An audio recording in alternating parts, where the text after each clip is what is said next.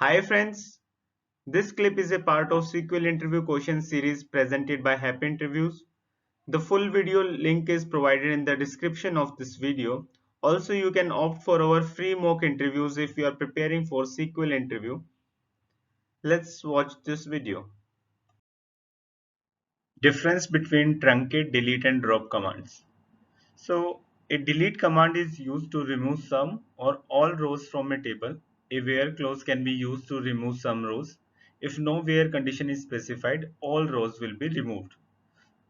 Then truncate. Truncate remove all the rows from a table. The operation cannot be rolled back. As such, truncate is faster and doesn't use as much as undo space as delete.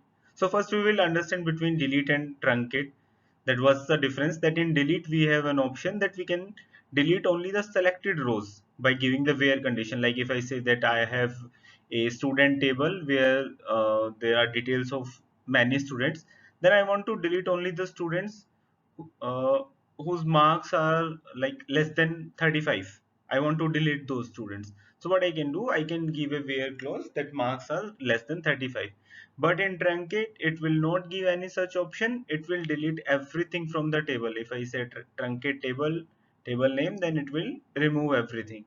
Whereas in delete, uh, we have an option to give the where clause and delete only the selected rows.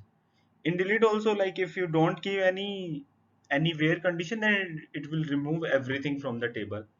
So the only difference is that truncate, once you truncate a table, it can't be rolled back, whereas a delete command can be rolled back. Then comes drop. So the drop command removes a table from the database. So you got to understand the difference between these two. The drop will remove the table itself, whereas delete and truncate were removing the records from the table, not the table. So it will remove the table only, the drop command. All the table rows, index and privileges will also be removed. No DML trigger will be fired. The operation cannot be rolled back. So it also cannot be rolled back. Once you drop some table, then it can't be rolled back. So drop and truncate are DDL commands, whereas delete is a DML command. Therefore, delete operation can be rolled back, while drop and truncate operation cannot be rolled back.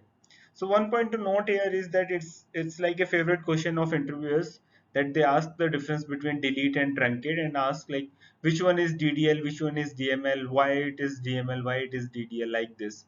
So one basic theory is like truncate, we can't roll it back, that's why it's a DDL command, whereas delete we can roll it back, so it's a DML command. In truncate there is no option to delete selected rows, whereas in delete we have option to delete only the selected rows. And drop, you know very well that drop is like dropping the table itself.